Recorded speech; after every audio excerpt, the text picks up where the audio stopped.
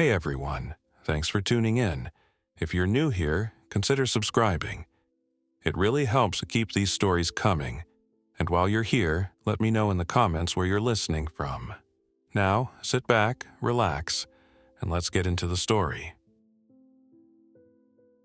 The first time I understood what was happening, it wasn't on a screen. It was the sound. A long, uneven chorus of yelling carried down the highway like a storm front. It wasn't one voice or two, it was dozens, blending into a ragged, rising noise that had no pattern, no words I could make out, just raw sound. It rolled through the trees and bounced off the wet pavement, and it didn't stop. I was parked in the pullout at the edge of the forest west of Forks, Washington, where the pavement gives up its shine and the world turns into moss, cedar bark, and damp air. It was early, gray light, the kind you get on the Olympic Peninsula, where the clouds sit low like a ceiling and every surface is slick. My truck had mud on the wheel wells and a pair of climbing ropes in the bed, because that's what my life looked like before everything changed. Field gear, simple food, survey flagging, a hard hat, and a thermos that tasted like coffee no matter how many times I washed it. I'd been an arborist and a forest worker long enough to read a stand of timber like some people read a neighborhood. I knew what grew where and why. I knew how a slope drained after a week of rain, where the wind came through hard in a winter storm, and what a tree was likely to do under load when it had a lightning scar and 5 centuries of growth holding it upright. I also knew, with a certainty that settled into my ribs like cold water, that whatever was happening out there, whatever was turning roads into choke points and people into something else, was not going to be fixed by waiting it out in town. Forks is not a big place. It's surrounded by the kind of forest you can get lost in 10 minutes off a trail if you're not careful. There are logging roads that spiderweb through the peninsula, some gated, some forgotten, some so overgrown that alder branches slap the sides of your vehicle. I'd spent years on those roads doing survey work and tree assessments, moving through protected areas where you didn't cut, didn't dig, didn't leave a mark that didn't belong. I had always liked those places. Not for any mystical reason, but because they were stable. The rules were clear. You treated the landscape like a long-term project. You left as little of yourself behind as possible. That morning, the rules everywhere else were breaking. My phone had lost service 20 minutes earlier, but before it did, I'd seen the same phrases over and over. Stay home, avoid crowds, unknown illness, aggressive behavior, shelter in place, do not attempt. And then the feed had frozen and the bar at the top of the screen had gone blank. On the radio, the local station was looping a recorded emergency message, and when it cut out, there was a burst of static, and then nothing. Not even the low hiss of a station you can't quite tune. Just dead air. I sat in the cab and listened to the distant yelling, and I made a decision that felt like stepping off a dock into cold water. The kind of decision that's already made in your body before your brain catches up. I wasn't going to be on a road when the roads became traps. I wasn't going to be in a house with windows that could be seen from the street. I wasn't going to be the person trying to defend a doorway. I was going to vanish into the one environment I knew better than any building. The forest. My name is Sienna Hart. I'm 34. I can build an anchor system that will hold the weight of a person plus gear with a safety margin that would satisfy a cautious supervisor and a skeptical insurance adjuster. I know how to move in a canopy without damaging cambium, how to distribute load so you don't girdle a living tree, how to keep moisture from turning everything into rot. And I knew exactly where I was going. There's a protected stand of western red cedar and hemlock west of Forks that I'd worked near years ago on a survey contract. The kind of place you don't talk about casually because it doesn't need more foot traffic. It's not a secret in the way people mean secret. If you have the maps and you know how to read the terrain, you can find it. But it's far enough off the main routes that no one ends up there by accident. You have to choose it. I chose it. I pulled out a paper map from the glove box, an old habit from field days, and I traced my finger along the logging roads, the spur that turned into gravel, the gate I remembered, the way the land rose and folded. I checked the fuel gauge, just under 3/4. I checked the bed of the truck, rope bag, harness, helmet, throw line, a couple of carabiners, a handsaw, a small pry bar, a duffel with spare clothes, a first aid kit that was mostly bandages and tape because my world used to be splinters and minor cuts, not what it had become. I had a small canister stove for backpacking and a larger camp stove I kept for long field days.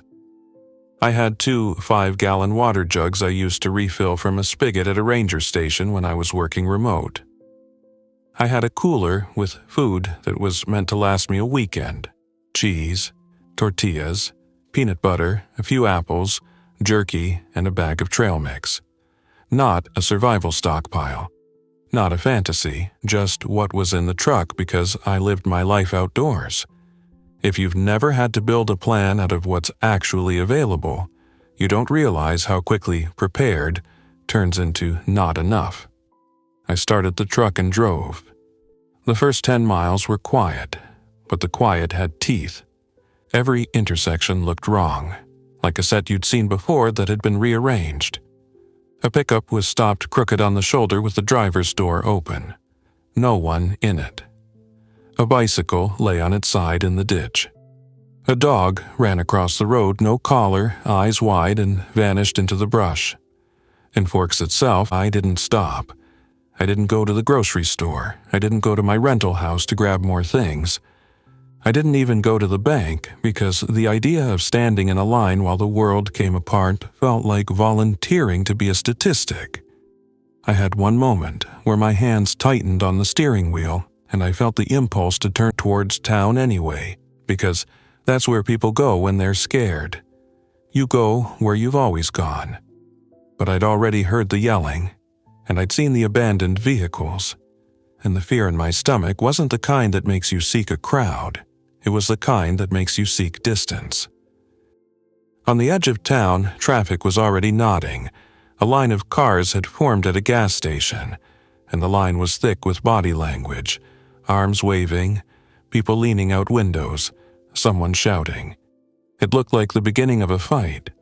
I kept going. I turned off onto a gravel road that led into timber. The canopy closed overhead, and the world shifted from human-made to natural. The sound of my tires on the gravel was loud, then muffled under wet needles. The air got cooler. The smell changed from exhaust to cedar and damp soil. That's what I wanted, an environment that didn't care about panic. About 20 minutes in, I saw the gate I remembered. It was a metal swing gate across the road, padlocked and official, with a sign that listed rules and consequences in neat block letters. The kind of sign you ignore when you're working with a permit and you respect when you're not. There was a service path around the gate that was meant for foot traffic and probably the occasional mountain bike. I didn't have the luxury of worrying about what was polite. I parked, killed the engine, and sat for 3 seconds with my forehead resting on the steering wheel. I could still turn around. I could still go back. I didn't. I got out and started unloading. I couldn't take everything. That was the first hard truth. 5-gallon water jugs are heavy, rope is heavy, food is heavy, tools are heavy. If you try to carry your entire life into the woods in one trip, you don't get far. So I planned like I was packing for a job that had gone wrong. I filled my largest backpack with food, my first aid kit, a headlamp, batteries, a water filter, and the lightest of my gear. I strapped my climbing harness to the outside. I put my throw line and throw weight in a side pocket. I packed a lightweight tarp and a small bundle of paracord. I took a folding saw, not the big handsaw. I took a small pry bar. I took a hatchet, then put it back, then took it again. Not for fighting, for wood and leverage. I filled one water jug and left the other in the bed, then stared at it like it was a betrayal. Water is life, but water is also weight. I compromised and took a smaller container plus the filter. I could make water from streams. I just needed time and a safe place to do it. I locked the truck. I didn't know why. Habit, maybe, or a stubborn piece of my brain that thought locked doors still meant something. Then I stepped around the gate and into the forest. If you've never walked into old-growth cedar, it's hard to explain the scale without making it sound like a travel brochure. The trunks are thick enough that you can't wrap your arms around them. The bark hangs in long fibrous strips. The canopy is layered and high, and even in daylight it's dim underneath. Everything is green. Moss on branches, ferns at your knees, lichens on the trunks. The ground is soft and uneven, full of decaying wood that looks solid until you step on it. It's beautiful, and it's also unforgiving. If you twist an ankle out there, you don't limp back to a sidewalk. You have to get yourself out. I moved slow and quiet. I listened. Not for wildlife. I've worked around elk and black bears, and I know the difference between a branch snapping under a hoof and a branch snapping under a boot, but for anything that sounded human. For a while, there was nothing but the forest. The occasional raven call, water running somewhere below, the soft tap of rain starting again on the canopy. My fear didn't go away. It just changed shape. By late afternoon, I was deep enough that the sounds of the outside world were gone. No engines, no distant sirens, no shouting. Just damp air and breathing and the pull of my pack straps. I reached the stand I'd been thinking about for hours, and the moment I saw it, I felt my shoulders drop a fraction. The cedar was exactly where it had been in my memory, bigger than it had any right to be, rising out of the forest floor like a column. It had a long lightning scar down one side, an old wound, blackened and healed over in places, open in others. Cedars can survive lightning strikes if the damage doesn't wrap all the way around and kill the cambium layer. This one had survived. Not just survived, but continued growing for centuries, expanding around the scar, swallowing the damage into its story. And the scar had done something else. It had created a hollow. Not a cartoon hollow, not a neat doorway. A vertical cavity inside the trunk where the lightning had burned and rot had followed, then stabilized. The kind of hollow you see in old trees that have been alive longer than most towns. From the outside, the opening was a deep split in the scar line, partly obscured by bark strips and shadow. From the inside, if you could get inside, it was space. When I'd first seen it years ago, I'd made a note, the way arborists do. Significant cavity, likely habitat, structural integrity unknown, monitor for hazard. It had been a point of professional interest. Now it was a lifeboat. I stood at the base of the tree, set my pack down, and looked up into the dim vertical world of trunk and canopy. The first rule of living trees is simple. Don't kill them. If you cut into the living layer, if you ring the trunk with a strap that bites into the bark and compresses the cambium, you can starve it. If you drill big holes without understanding the internal structure, you can create pathways for decay. If you do it wrong, you don't just lose your shelter, you damage something that took 500 years to become what it is. I wasn't going to do that. My entire plan was based on using what was already there. The scar, existing cavities, existing deadwood where I could anchor without cutting into live tissue. Load distribution that would keep pressure off the vulnerable spots. I wasn't building a treehouse in the usual way. I wasn't nailing boards into the trunk. I wasn't cutting branches. I was creating a suspended interior platform system inside a hollow, supported by anchors that relied on friction and compression rather than penetration whenever possible. It was the kind of thing you'd do as a thought experiment on a slow day, except this wasn't a thought experiment. This was home. I started with assessment, because that's what you do when you're trying to stay alive. You don't rush into a cavity and assume it's safe. You check. I walked around the trunk, feeling the bark with my gloved hand, pressing near the scar to test firmness. I listened for the hollow sound that indicates rot behind the surface. I looked for fungal fruiting bodies, conchs, shelf fungi, anything that would tell me the internal decay was active and extensive. There were signs of old rot, yes, but there were also thick, healthy growth ridges around the scar. The tree had compartmentalized the damage long ago. I checked the base for instability. No significant root plate lift. No leaning that suggested imminent failure. The cedar was anchored in a gentle slope with good drainage, not in a swampy pocket where roots rot. I found the opening at about chest height, more of a deep split in the scar line. I couldn't fit through it as is. That was the next problem. I could not make fresh cuts on the outside, not if I wanted this to remain invisible. A clean, new cut would be a bright line against old bark, visible from a distance. Paint, fresh wood. Anything like that would scream human.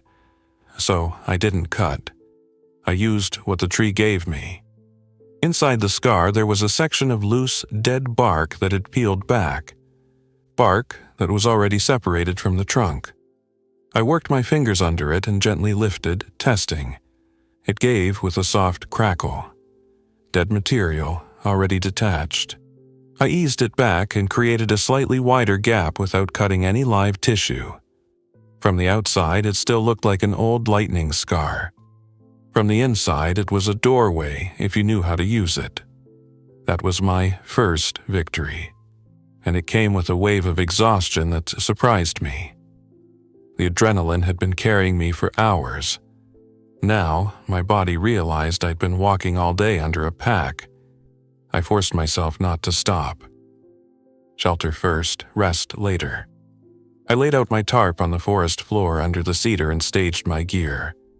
Rope bag on one side, pack on the other, tools within reach. I pulled on my harness and helmet out of habit. It felt strange to be wearing climbing gear without a job plan or a crew nearby, but it also felt like armor. To build interior platforms, I needed access points above. I needed to move up into the canopy and set lines that could support weight inside the hollow without visible exterior changes. The cedar had large limbs higher up, but I didn't want to climb it like a recreational climber. I wanted minimal disturbance. That meant using a throw line. I took my throw weight, a small, dense bag attached to a thin line, and I picked a target crotch high above the scar line where the limb looked strong and the angle would let me work inside the trunk. I swung the weight gently, not to show off, but to build momentum, then released. It flew up through dripping needles and disappeared, then dropped, the line sliding over bark and branches until it came back down. I retrieved it and tried again. The second throw caught. The weight fell on the far side, and the thin line draped over the limb. I tugged gently to confirm it wasn't snagged on a fragile twig. Then I used the throw line to haul up my climbing rope, the thicker line that could bear real load. I pulled steadily, feeling the rope slide over bark, careful not to saw back and forth. Ropes can damage bark if you move them under tension. I didn't want a visible abrasion line. Once the rope was in place, I tied it off at the base using a sling around a nearby dead stump rather than the cedar itself. A stump can take abrasion. A living trunk shouldn't have to. Then I began to climb. Single rope climbing is efficient and controlled. You ascend on a stationary rope using ascenders and friction devices, moving up in smooth increments. I had my gear for it because it's part of modern arborist work. Safe, repeatable, minimal damage when done right. I moved up the rope, boots pressing against the trunk where the bark was thick and already textured with age. I avoided the scar line. I avoided any area where the bark seemed fragile. At about 25 feet up, I reached the limb crotch and clipped in. From there, I could see down through the canopy to the forest floor, my tarp a muted rectangle in the green. I could also see the scar line and the opening, a dark seam in the trunk. I had a moment of vertigo, not from height, but from the idea that I was alone. No crew, no radio check, no supervisor, no one to call if I made a mistake. I forced my breathing to slow, in through the nose, out through the mouth. The way I'd done in storms, in wind, in awkward removals when everything felt risky. Then I started setting my interior system. The basic concept was simple. Create a suspended frame inside the hollow, supported by ropes and anchor points above, then build platforms within that frame. The hollow would hide everything. From the outside, the tree would look untouched. The details were where it got complicated. I didn't have lumber, I didn't have a generator. I had what I could salvage and carry. The nearest human structure was miles away, and going back to my truck would mean another long hike and another exposure to whatever was happening on the roads. So I built in phases. Phase 1. Get inside, get off the ground, and get secure. From my position in the canopy, I lowered a second rope down toward the scar opening. I used a weighted end and careful guidance so it dropped close to the seam and not across visible surfaces. I wanted to avoid leaving any clear rope tracks. Once the rope end was reachable from the ground, I climbed down, unhooked, and moved to the scar opening. Getting inside required patience and humility. The gap was narrow. The interior wood was uneven. The smell inside was different, older, drier, like the inside of a cedar closet mixed with the damp rot. I worked my shoulders through and found myself in the hollow. It was darker than I expected. The light came in as a thin vertical line through the scar, and the rest was shadow. The interior walls were ridged, textured with old burn and decay patterns. In places, the interior was smooth where the tree had grown over damage. In others, it was rough and splintered. The space widened as I moved up like a chimney. I could stand inside if I leaned slightly, but I could not fully extend my arms without touching the walls. The floor was not a floor, but a pile of decomposed wood and debris. Old bark, fragments, maybe the remains of nests from animals over the years. Not sanitary, not stable, not something you sleep on. But it was space. I clipped into the rope I'd lowered and tested it. Good tension, good anchor. I used it to stabilize myself while I cleared loose debris from the base, pushing it into a corner, careful not to create a pile that would hold moisture. Moisture is the enemy of any hidden shelter. It invites mold, rot, smell. I needed a raised platform. To do that, I needed cross members, something that would span the hollow and hold weight. In a normal build, you'd use wood beams. I didn't have beams, but I had gear and salvage. Back at my truck, I had a set of aluminum decking planks I'd picked up cheap from a job site months earlier, the kind you use for temporary work platforms. They were light for their strength, with ridges for grip. I'd meant to use them for a small shed project that never happened. They were still in the bed. I had to go back for them. That was the first time I seriously considered that my plan might fail because of one simple thing: distance. I sat inside the hollow and listened. The forest outside was quiet. Quiet enough that I could hear rain ticking on leaves. Quiet enough that I could hear my own pulse in my ears. Then, faintly, far away, I heard something else. A human sound. Not yelling, not panic. Footsteps. I froze, breath shallow, ear turned toward the scar opening. The footsteps were distant, maybe on a trail or a ridgeline, hard to place. They came and went, irregular, as if someone was moving carefully. I held still until they faded. That was the first time I understood that disappearing wasn't just about hiding from the things that wandered without thinking. It was about hiding from people. People who might be desperate. People who might see a lone vehicle and assume it meant supplies. People who might see a rope and assume it meant a cache. I waited until the forest was quiet again. Then I slipped out of the hollow and dismantled anything visible on the ground. rope coiled, tarp rolled. Nothing left spread out that looked like a camp. Then I started hiking back toward my truck. The hike back felt longer than the hike in. Not because the distance changed, but because my mind was now filling every shadow with possibility. Every snapped twig made my shoulders tense. Every bird call sounded like a warning. When I reached the gate, my truck was still there. No broken windows, no missing gear. I exhaled a breath I hadn't realized I'd been holding. I loaded the aluminum planks, 2 at a time, strapping them to my pack and balancing the awkward weight with rope. I took the second water jug this time and regretted it immediately. I took a small metal ammo can from the truck, a habit from field work, a waterproof container for sensitive equipment, and filled it with essentials. Spare batteries, a lighter, a small roll of duct tape, a radio, a compact multi-tool, and a handful of items that felt ridiculous and priceless at the same time. Salt packets, instant coffee, a few vitamin tablets. I also took my small wood stove. Not a full-size stove, a compact steel backpacking stove with a contained burn chamber and a pipe attachment. I'd bought it for winter trips and never used it more than a couple of nights. It was designed to vent smoke through a pipe. Smoke was a problem, but cold was also a problem. And on the Olympic Peninsula, damp cold seeps into your bones and doesn't leave. The key would be venting without making new cuts. I stared at the stove and the pipe and the cedar scar in my memory, and I made another decision. I would use the existing lightning scar as a vent channel. I would not cut a fresh hole. I would not make a neat chimney. I would route the pipe inside the hollow and let it exit through the irregular scar opening where dark wood already existed.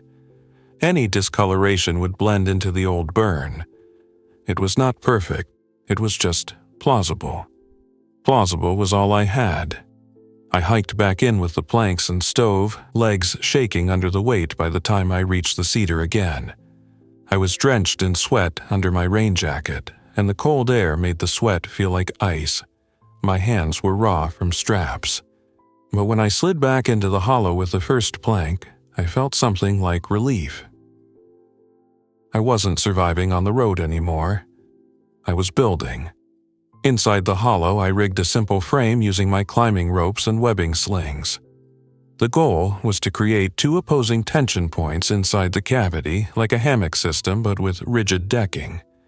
I wrapped slings around interior ridges of deadwood where the tree had thickened around the scar.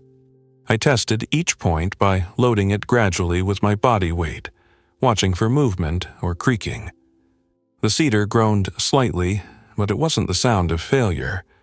It was the sound of wood that had lived through storms. I placed the first plank across 2 tensioned ropes, then lashed it in place. I used knots I trusted. Clove hitches backed up, figure-8 loops, simple things that don't slip when wet. I didn't have luxury materials. I had rope and time. The first platform ended up about 3 feet off the debris floor, high enough to stay out of dampness, low enough that I could climb onto it without gymnastics. When I sat on it for the first time, it held. No sudden shift, no cracking. It wasn't comfortable, but it was solid. I built a second platform above the first, staggered, using the hollow's widening shape. That one would be for storage. The third, higher still, would eventually be sleeping. I worked until my arms trembled, then forced myself to stop before fatigue made me careless. Careless is how you fall. Careless is how you drop a tool and make a loud clang that carries through the forest like a bell. That night, I didn't light the stove. I didn't want smoke on the first night. I ate cold tortillas with peanut butter and sat inside the hollow on my new platform, listening. The forest at night is not silent. It shifts and breathes. Branches creak. Rain changes intensity. An owl calls. A small animal scratches at leaves. And sometimes, far away, you hear something that isn't part of the forest. That night, I heard it. A distant, uneven vocalization. Not a word, not a call, just sound. It rose and fell with no rhythm, like someone trying to speak through a broken mouth. It made my skin crawl. I turned off my headlamp and sat in darkness, letting my eyes adjust to the thin line of dim light from the scar opening. I pulled my knees to my chest and held still. I didn't sleep much. Over the next week, my world shrank to the cedar and the immediate forest around it. I moved like a ghost. I traveled to water sources early in the morning when the light was low, filtering stream water and carrying it back in sealed containers. I selected a small creek that ran through a shallow ravine about 10 minutes away, close enough to reach quickly, far enough that any sound I made there wouldn't be right at my shelter. I learned quickly that the biggest threats weren't dramatic. They were practical. Waste was one. You can't just live inside a hollow tree and pretend biology doesn't exist. If you let waste accumulate, it smells. It attracts insects. It contaminates your living space. It gives you away.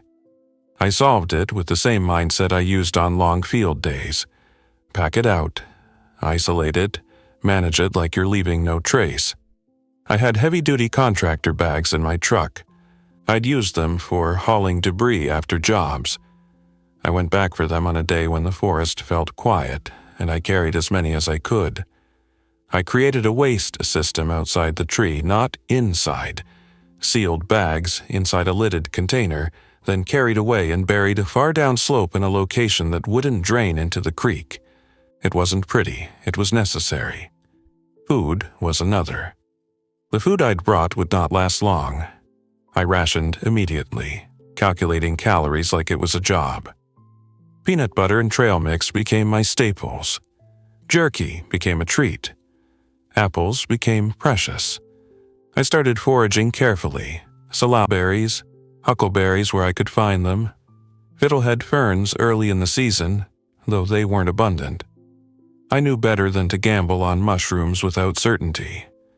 In survival stories, people always find neat baskets of edible things. In real life, you mostly find damp leaves and the occasional bitter berry.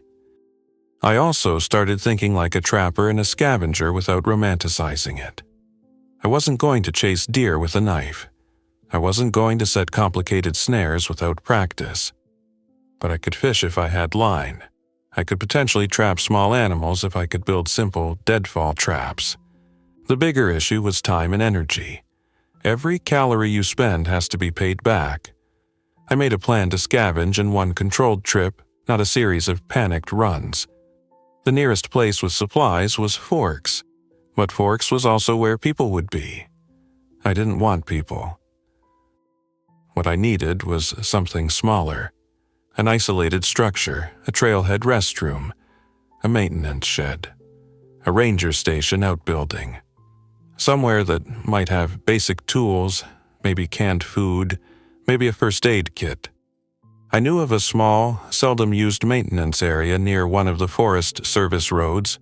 Nothing official for visitors, more like a spot where crews stored culvert pipes and gravel. It was a risk, but it was closer than town and less likely to be crowded. On the 8th day, I went.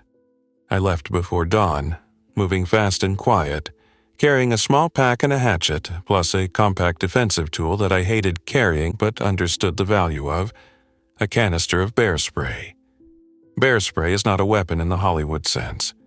It's a tool that creates space. It's also loud if you use it, and it's indiscriminate if the wind is wrong. But it's legal, it's simple, and it requires no close contact. I'd rather not have to use anything, but I wasn't naive. The maintenance area was as I remembered. A flat spot off a gravel spur, surrounded by second growth, with a rusting pile of culvert sections and a small metal shed. The shed door was shut. No obvious signs of recent activity. I approached slow, listening. The forest was quiet. I tried the door, locked. I didn't want to break it because breaking things makes noise and leaves evidence. But I also needed what might be inside. I looked at the lock. Simple padlock, weathered, not heavy-duty. I had bolt cutters in my truck, but bolt cutters were heavy. I didn't have them. So I did what I'd done 100 times when a job needed access and the perfect tool wasn't available. I improvised carefully. I used the pry bar and leverage, not brute force. I wedged it between the hasp and the door frame, applying pressure slowly, feeling the metal flex. It creaked, then gave. The lock didn't snap dramatically, the hasp bent just enough to slip free. I opened the door and froze. The shed smelled like oil and damp metal. Inside were stacked orange cones, a couple of shovels, a bucket of bolts, a coil of old rope, and, best of all, a shelf with supplies. A case of bottled water, 2 boxes of granola bars, and a few cans of soup. Not a treasure trove. Not a miracle. Enough. I loaded what I could into my pack. I took a small roll of reflective tape and then paused, thinking, and put it back.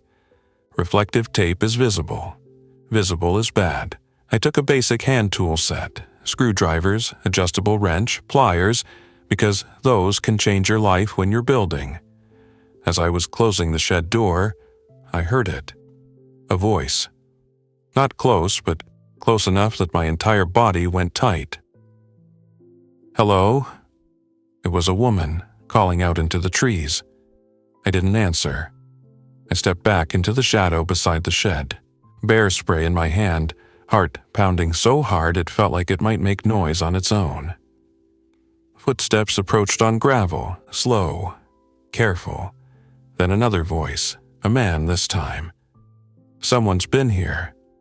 They were close enough now that I could see them through a gap between the shed and a stack of culverts. 2 people, maybe 3. They moved like they knew they should be quiet. They weren't yelling. They weren't running. They were survivors. The woman was in a rain jacket with the hood up. The man had a backpack and a baseball cap. A third person, another man, hung back with something in his hands that looked like a long tool at first, then resolved into a firearm. A rifle, held low, not aimed, but present. I felt my throat go dry. My plan had been to avoid people. Now people were 10 feet away, and I was standing next to a shed that I'd just pried open. If they found me, what would they assume? That I was stealing, that I was a threat, that I was a resource. People under stress make fast judgments. Fast judgments get people hurt. The woman stepped toward the shed door and saw the bent hasp. Her shoulders tightened. She turned her head, scanning. "Hey," she said louder. "We're not looking for trouble. We just need supplies." The man with the rifle shifted his weight, looking into the trees like he expected someone to rush out. I stayed still, pressing myself into the shadow, rain dripping off my hood. My mind ran through options like a checklist. If I ran, they would hear me. If I spoke, they would know exactly where I was. If I did nothing, they might leave. But there was another problem. If these people were already here, other people might follow their tracks. The maintenance area would become a point on a map in someone's mind. A place to check, a place to search. And if people were searching, they would start looking at the forest differently. They would notice signs. They would notice disturbed ground, footprints, rope marks. They might notice my cedar. I backed away silently, moving along the edge of the clearing, stepping where moss would swallow sound. I didn't go deeper into the trees yet. I circled, putting distance between me and them, and I left without being seen. On the hike back, my thoughts churned. I had supplies now, yes, but I also had something else. Confirmation that survivors were moving through the peninsula, checking isolated locations, looking for caches. My plan had always assumed the biggest danger would be the wandering infected and the collapse of infrastructure. I'd assumed the forest would be empty except for me. That assumption died the moment I heard the woman's voice. When I got back to the cedar, I didn't go inside immediately. I walked around it, scanning the ground for any sign of approach. I looked for snapped ferns, boot prints in mud, anything that would tell me someone had been near while I was gone. Nothing obvious. I slipped inside and sat on my platform, hands shaking with delayed adrenaline. Then I forced myself to think like I was back on a job, faced with a hazard that needed mitigation. Panic wastes energy, planning saves it. What were my vulnerabilities? Smoke, sound, waste, tracks, light. If people were out there, those were the ways I'd be found. Not because my shelter was a magic secret, but because living leaves evidence. Smoke was the biggest one. Even a small stove can produce a visible plume if the air is still. In a forest, smoke rises and hangs under the canopy sometimes, especially in damp conditions. Anyone downwind might smell it. So I changed the stove plan. Instead of venting smoke through the main scar opening, I set up a longer internal pipe run, using metal pipe sections from my truck in the maintenance shed, to cool the smoke before it exited. Cooler smoke is less visible. I also created a simple internal baffle using a piece of metal, basically a heat sink, so the exhaust had to travel along a longer path and deposit soot inside the hollow rather than outside. It wasn't a perfect solution, but it reduced the obviousness. I also limited stove use to moments when rain was heavy and wind was moving. Rain breaks up scent and smoke. Wind disperses. Sound was next. Inside a hollow trunk, sound can resonate like a drum. If I dropped a metal tool, it could ring. If I moved clumsily, it could echo.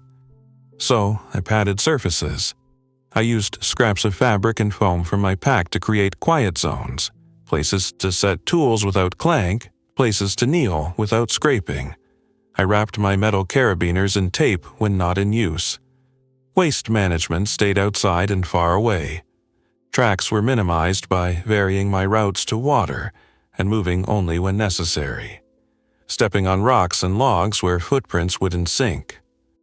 Light was the hardest. At night, any headlamp beam that leaked through the scar could be visible like a tiny lighthouse in the dark. So I built a light trap, a fabric curtain inside the hollow that blocked direct line of sight to the opening. I could still have minimal light inside without it spilling out. It was tedious work, but it made me feel like I had control over something.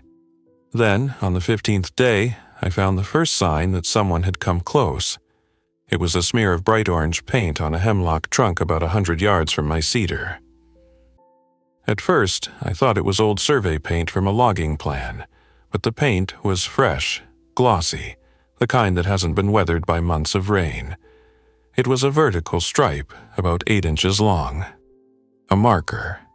My stomach sank. I crouched and examined the ground. The moss was disturbed near the base, slightly compressed, like someone had stood there recently. A boot print wasn't clear, but the texture was wrong. They were moving through the stand. They were marking trees. The next day, I found another mark.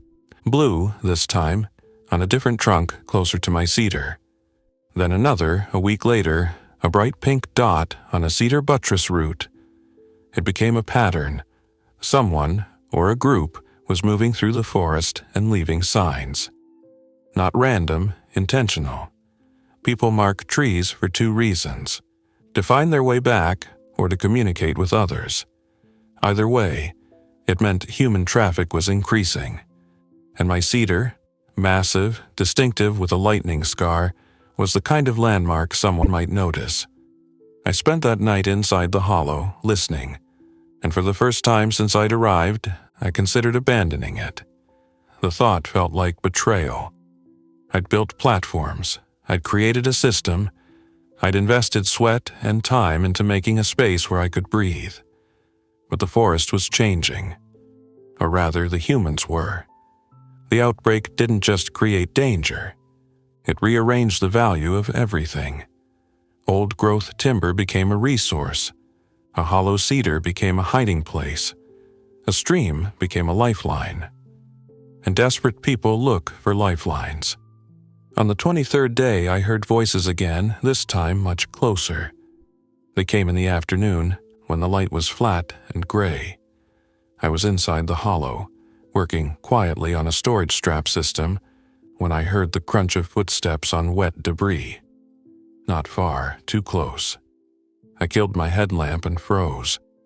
The voices were low, muffled by the forest, but close enough that I could make out fragments.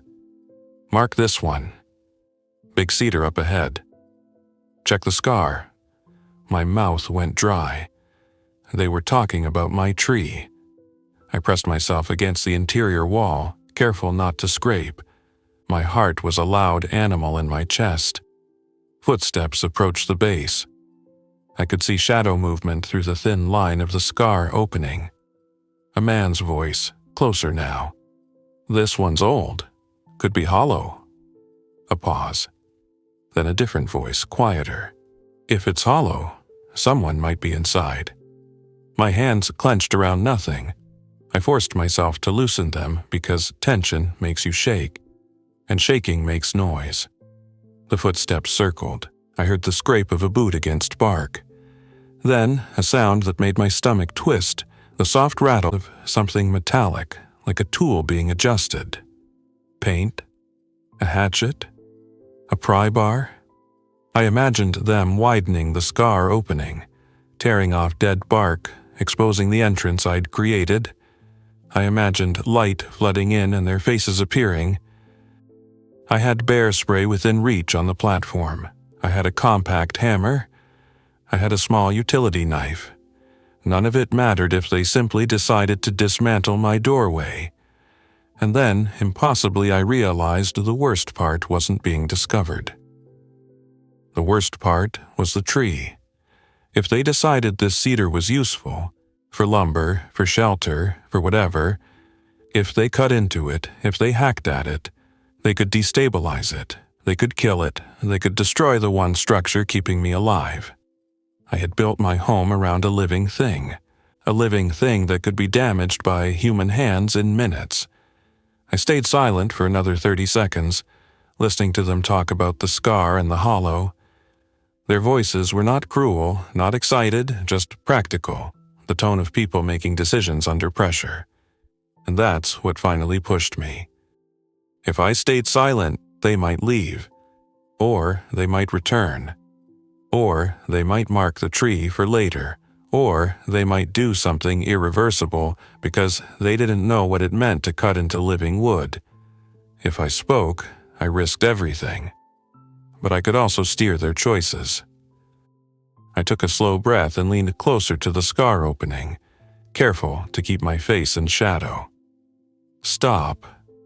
My voice came out low, steady, not loud enough to carry far beyond the trunk, but clear enough to be unmistakably human. Outside, everything went still. For a half-second, there was only rain. Then the man's voice, sharp now. "Who's there?" "In the tree," I said. "Don't cut it." There was movement. Fast footsteps shifting. The metallic sound again, the rifle maybe being raised. "Show yourself," someone said. "I'm not coming out," I said. "This tree is alive. If you start hacking at it, you can damage the living layer. You can weaken it. And you're standing at the base of a 500-year-old cedar. If you make it unstable, you're risking it coming apart in a storm. For you and for the forest." My brain clung to the language I knew. Hazard, stability, risk. If I could make them think like workers instead of scavengers, maybe they'd slow down. The woman's voice came next, calmer. "Are you alone?" "Yes," I said. That was true in the immediate sense the forest had no allies. "I don't want trouble." "Then why are you hiding?" the man asked. "Because the roads are traps," I thought. "Because crowds turn dangerous. Because I heard the screaming." But I didn't say that. "Because I can't fight," I said. "And I don't plan to. I'm surviving by not being seen." There was a long pause. I heard a branch snap under a boot. I heard someone exhale. The woman spoke again. "We're not here to hurt you. We're checking for supplies. People have been leaving caches." I don't have a cache, I said. That was partly true.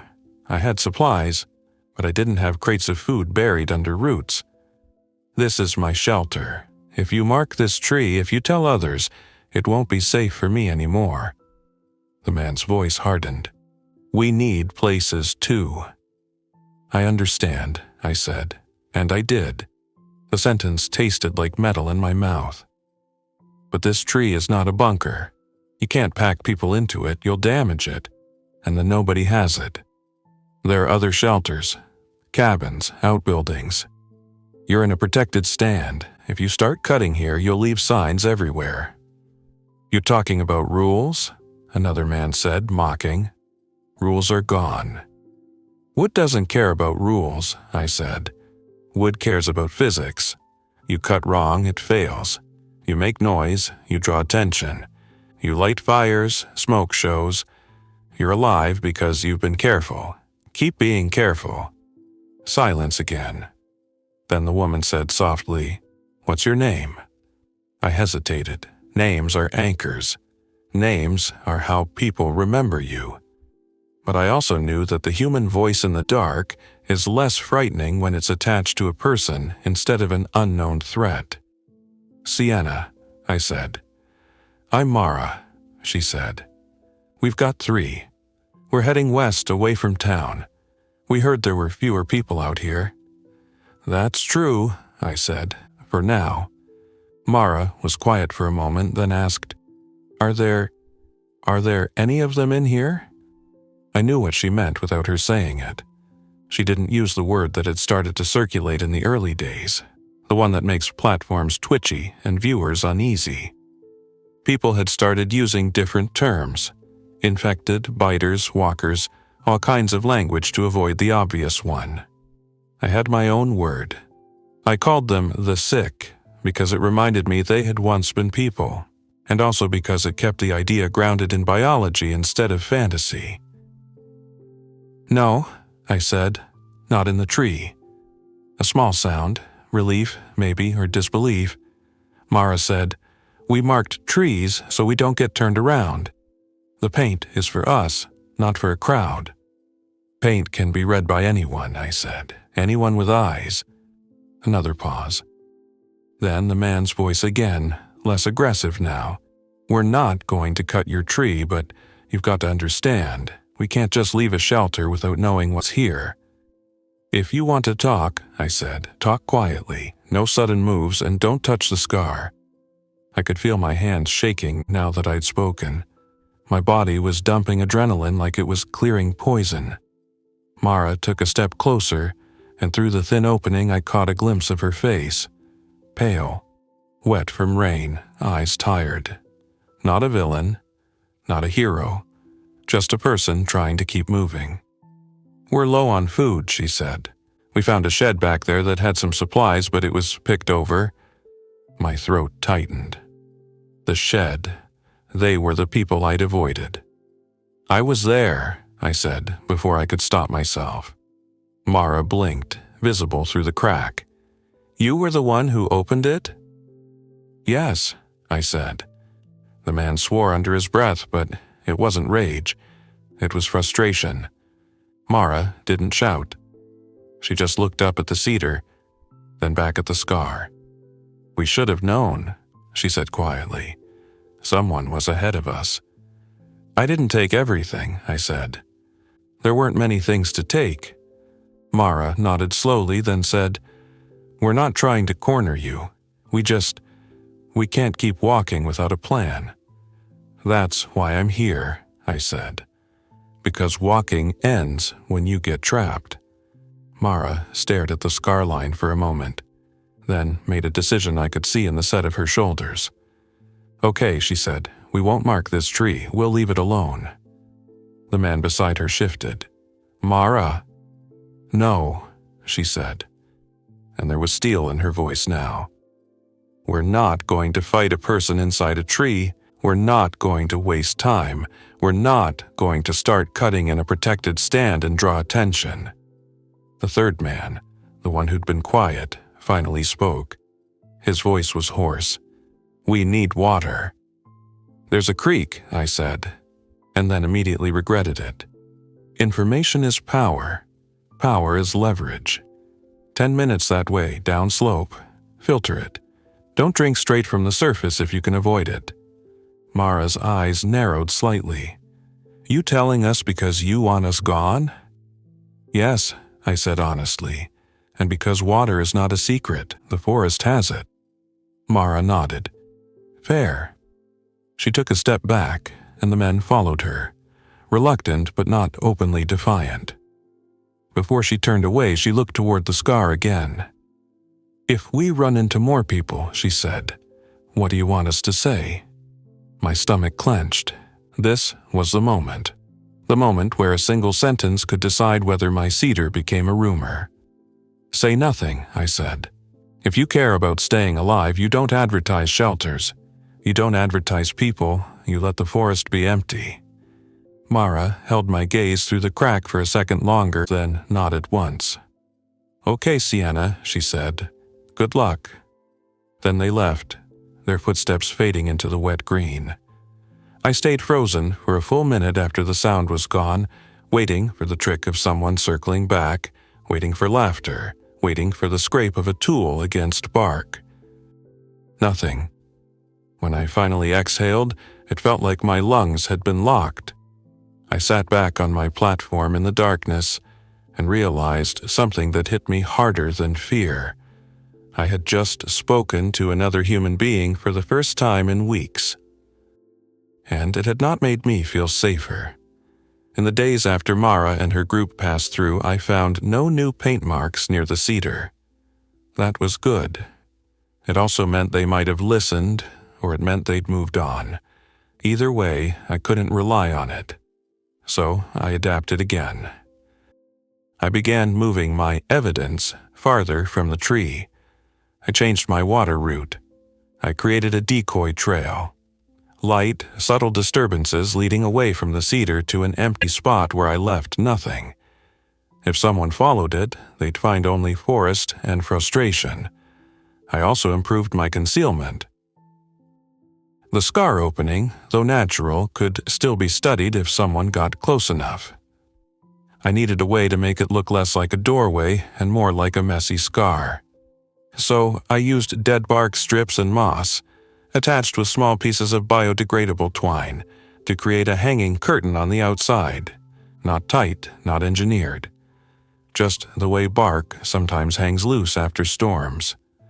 From 10 feet away, it looked like nature. From 2 feet away, it looked like a scar you didn't want to stick your hand into because it might be full of insects. It was a small change, but it made me breathe easier. Weeks turned into months. The rhythm of my life became narrow and precise. Wake with the light filtering through the scar. Listen. Check the forest for fresh disturbances. Move to water if necessary. Forage when possible. Eat small. Work on the interior systems when the day was quiet. Rest when the rain was heavy enough to cover sound. I built a sleeping platform higher up, where the hollow widened and the air felt less damp. I suspended it using webbing slings and rope in a way that distributed weight across multiple points, because redundancy is survival. If one anchor fails, the whole system shouldn't collapse. I insulated the sleeping area with layers. Foam from my truck, wrapped in fabric, then covered with a tarp to reduce moisture. I created a small shelf for the radio, though it rarely gave me anything but static and occasional fragments of distant broadcasts that sounded like ghosts. I learned to light the stove with almost no smoke by using small dry tinder and keeping the burn hot. A hot burn is cleaner, a smoldering fire is smoky. I used cedar's natural resistance to rot to my advantage, but I avoided burning cedar itself because it can pop and throw sparks, and sparks in a dry season can be catastrophic. When the weather warmed and the rain eased, I used the stove less. Cold was less of a threat. Smoke was more of one. I became my own weather station. I watched wind patterns by hanging a small strip of fabric near the opening. I tracked temperature by how the damp air felt on my skin. I tracked the forest's mood by how birds behaved. and I tracked humans by signs that weren't meant to be signs. A broken branch at knee height on a ferny slope. Boot prints in mud near the creek. A candy wrapper caught in a bush. A distant shout that didn't belong. The outbreak didn't end. It just stretched. And the peninsula, for a time, held its wildness like a shield. But nothing stays empty forever. The day the first group came back, months after Mara, I knew before I heard them. I smelled something that wasn't forest. Smoke. Not my smoke. This smoke was different, heavier, like wood burning in open air, not controlled in a stove. It drifted through the stand and caught in the scar opening, a faint bitter tang. And then I heard voices, more than 3, a larger group. They weren't whispering, they weren't careful, they were confident. That confidence scared me more than panic ever had. I pressed myself against the interior wall and listened as they moved through the forest, their footsteps loud on wet debris, their voices casual. "Paint it," someone said, laughing. "We got a whole system now. Mark the big ones, check the hollows, find the stashes." Another voice, male, said, "They say people have been hiding food up in trees." A third voice, lower, said, "And people too." I closed my eyes. This was what I'd feared. Not one group trying to survive, but a system. A pattern of searching. People hunting for other people's work. The footsteps approached the cedar. I heard hands on bark. I heard someone slap the trunk like it was an object, not a living thing. "This is the one," someone said. "Big cedar, lightning scar." Another voice, "Bet it's hollow." A pause. Then, the metallic rattle again. Paint can. My stomach dropped. If they painted my cedar, it would become a beacon. A marked tree in their system. It would be checked again and again. Even if they didn't find me today, they'd keep coming. I had to act, quietly, quickly, and in a way that didn't turn into a confrontation. I thought of Mara, of her tired eyes, of her decision not to mark. This group didn't sound like Mara. This group sounded like people who had turned survival into a routine, and routines can become predatory without anyone admitting it. I reached into my gear and pulled out a small object I'd prepared weeks earlier for a different purpose. A cheap battery-powered personal alarm. The kind hikers carry sometimes, a loud shriek when activated. I'd bought it years ago and forgotten about it until I found it in my glove box. I'd kept it because loud sound can redirect attention, and sometimes you need attention away from you. I clipped the alarm to a thin line and lowered it silently through the scar opening, guiding it down the trunk interior until it hung near the base, behind the bark curtain I'd created. Then, with my fingertips, I activated it. The sound was sudden and piercing, a shrill electronic scream that filled the hollow like a siren and blasted out through the scar line into the forest. Outside, the group reacted instantly. "What the? Did you hear that?" "Something's in there." The alarm shrieked again, unwavering. "Back up!" someone shouted. Footsteps scrambled, someone swore. Someone laughed nervously. "It's a trap," a man said, but his voice sounded uncertain. The alarm kept screaming. "Shut it up," another voice yelled. I waited, heart pounding, and listened as they hesitated at the base, arguing. Then, in the distance, I heard something else. That uneven vocalization. The sound that wasn't human anymore, drawn by noise like a moth to flame. The forest carried it closer. The group heard it too, their voices changed. "Stop yelling," someone hissed. "It's not us," another snapped. "It's that thing." The alarm shrieked again. In the chaos, I heard boots retreating, branches snapping as the group moved away fast, abandoning the cedar, abandoning their plan, because now the forest was answering noise with movement. The vocalizations grew louder for a moment, then shifted direction, following the sound trail. I kept the alarm running until the voices were gone and the distant sounds faded deeper into the trees. Then I turned it off. Silence rushed in like water. I sat trembling, both relieved and sick. I hadn't fought, I hadn't spoken, I hadn't revealed myself. But I had used the forest's rules. Noise draws danger. It was a harsh rule. It felt ugly, but it had worked. After that day, I knew the cedar was no longer guaranteed. A hidden home is only hidden as long as people don't look for it. And now, people were looking. So, I made the hardest decision of all. I built a second option. Not another treehouse. Not another fantasy. A fallback.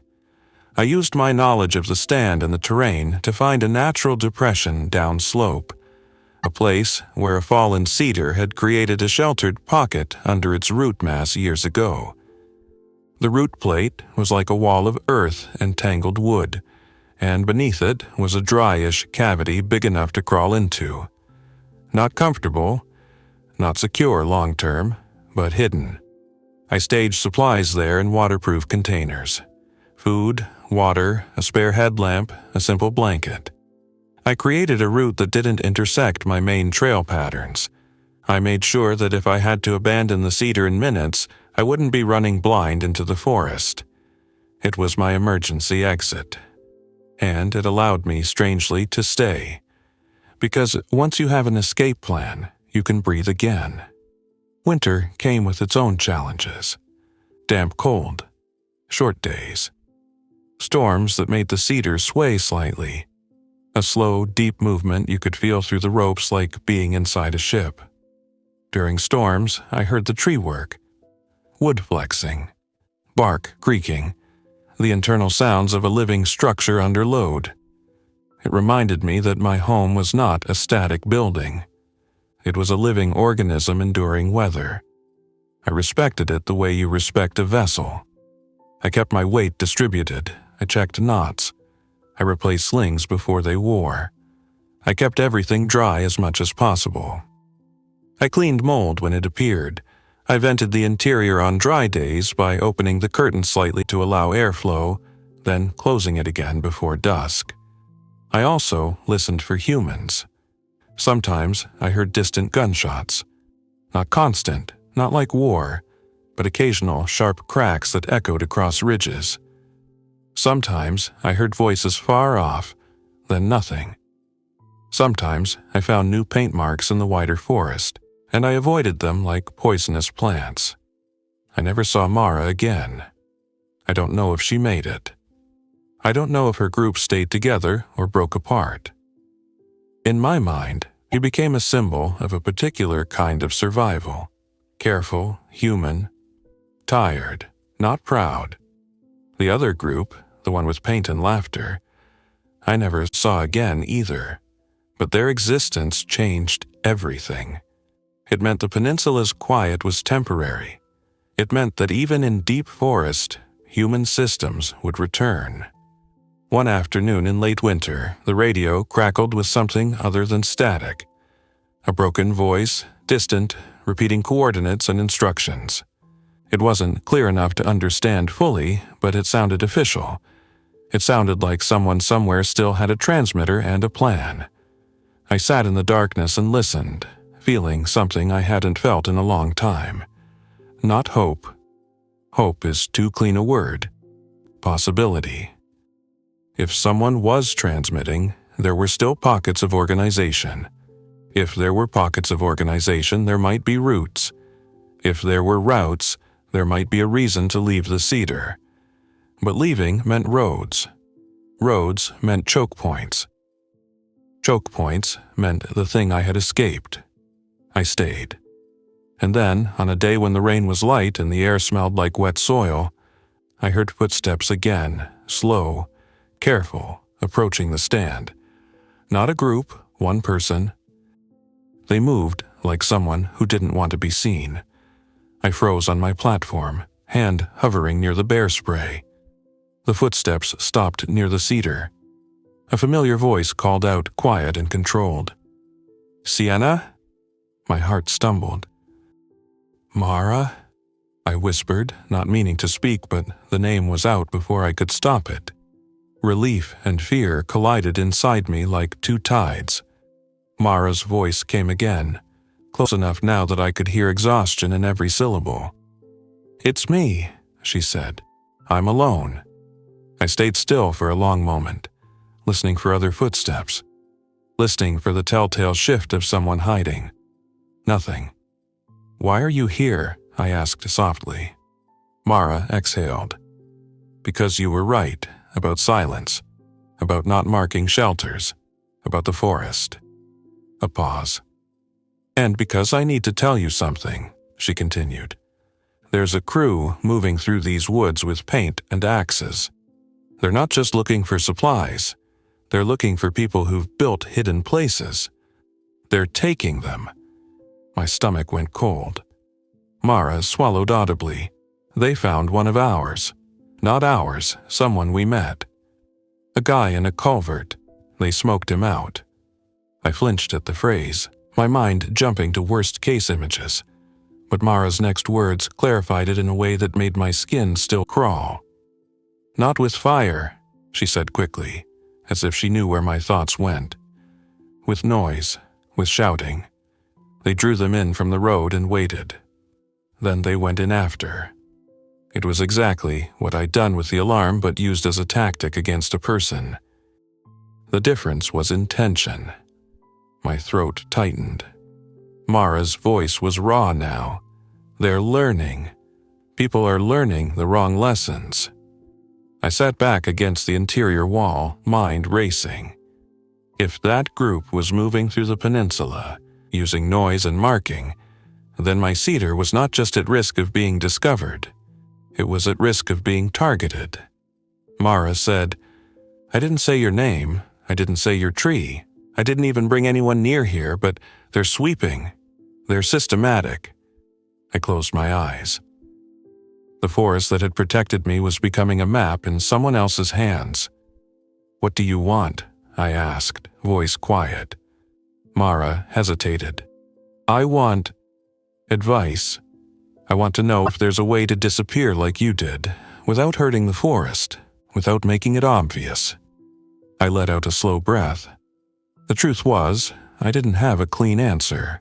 The cedar was a rare gift, a lightning scar that created space, a location off the main routes, a skill set that let me build inside without leaving obvious marks. Most people didn't have that. But Mara was here, and she was alive, and her voice sounded like someone who still cared about doing things carefully. So I made another decision. I would talk, not to invite her in, not to create a partnership that could get us both discovered, but to pass on the kind of knowledge that might keep her alive without turning the forest into a scarred mess. I leaned toward the opening, keeping my face hidden. "Listen," I said. "You don't need a tree like this. You need 3 things: cover, a water plan, and evidence control. You need a shelter that doesn't look like a shelter." Mara was silent, listening like it was a lesson. I continued, choosing words like tools. "Don't cut live trees," I said. "Use fallen logs, root plates, existing cavities. Stay away from places that look convenient. Convenient is where people look. Build small. Keep smoke to 0 when you can. Eat cold when you have to. Filter water. Don't leave trash. Don't leave bright things. Don't mark." Mara's breath hitched slightly, as if she was trying not to cry or laugh. "And if they come," she asked, "if the paint people come?" I stared into the dim line of light in the scar and thought of the alarm, the shriek, the way it had sent people running. Thought of how that same tactic could be used by someone with worse intentions. "If they come," I said, "you don't fight for a place. You leave. You live to build again. The forest is big, a shelter is just wood and rope, your life is not replaceable." Mara was quiet for a long time. Then she said softly, "That's the part I'm trying to learn." I swallowed. "I'm not a hero," I said. "I'm just stubborn and scared." Mara gave a small tired sound that might have been a laugh. "Same." She shifted her weight, and I heard her boots on wet debris. "Will you come with me?" she asked, and there it was, the question that changes everything. If I said yes, I'd leave my cedar. I'd step back onto roads. I'd tie my survival to another human being and all the unpredictability that comes with that. If I said no, I'd stay in my hollow and hope the paint people never found me. The truth was, neither choice was safe. I stared at the ropes that held my platforms, at the careful knots, at the quiet systems I'd built out of skill and desperation. Then I thought of the forest changing, the marks, the laughter, the tactic Mara described, using noise to draw danger toward someone else. That wasn't a storm you could outlast by staying in one place. It was a human tide. I took a slow breath. "I can't take you into this tree," I said, voice steady. "Two people doubles everything. Sound, waste, risk, but—" Mara waited. "But I can move," I said. "Not today, not loud, not on roads, through the woods. I know routes. I know how to travel without leaving a trail a blind person could follow." Mara's breath released, shaky. "You'd come?" "I'll come," I said, and the words felt like ripping a root out of soil, because staying in one place is starting to look like the bigger risk. Mara nodded, though I could only hear it in the subtle shift of her clothing. "Tomorrow," she said, "before first light." "Tomorrow," I agreed. After she left, I sat alone in the cedar and felt grief in a place I didn't expect it. Grief for the strange quiet life I'd built inside a living tree. Grief for the illusion that I could disappear forever. That night, I packed. I didn't take everything. I couldn't. I took the essentials: water filter, radio, food, first aid, rope, harness, a small amount of stove equipment, and the ammo can with the tiny, priceless supplies. I took the bear spray. I took a small hatchet. I took a compact toolkit. I also did one last thing before I left. I erased what I could. I removed visible rope lines from the canopy. I coiled them and carried them. I left the platforms because they were integrated inside and not visible from outside, but I removed anything near the opening that looked too human. I let the bark curtain fall naturally. I brushed moss back into place where my boots had compressed it at the base. I couldn't make it perfect. Perfect is fantasy. But I could make it less obvious. Before dawn, Mara met me at a point away from the cedar, and we moved through the forest like two shadows. No talking unless necessary. No lights, no straight lines. We followed ridges to avoid mud, crossed streams where the rocks hid footprints, and paused often to listen. As we traveled, I realized something that made my chest tighten with a strange mixture of sadness and pride. The cedar had kept me alive, yes, but it had also taught me something deeper. Survival wasn't about building a fortress. It was about learning how to leave. When we finally reached a higher ridge where the forest thinned and we could see far in the distance the faint gray line of the Pacific under a heavy sky, Mara stopped and looked back toward the endless green behind us. "Do you think it'll still be there?" she asked quietly. The question wasn't just about the tree. It was about the part of me that had lived inside it. I adjusted the straps on my pack and listened to the wind in the tops of the cedars. "I think the tree will be there," I said. "It survived worse than this." Mara nodded slowly. "And you?" she asked. I looked forward, towards whatever came next, toward coastline routes, toward hidden hollows under root plates, toward the hard reality that people were learning to hunt each other's quiet places. "I'm still here," I said.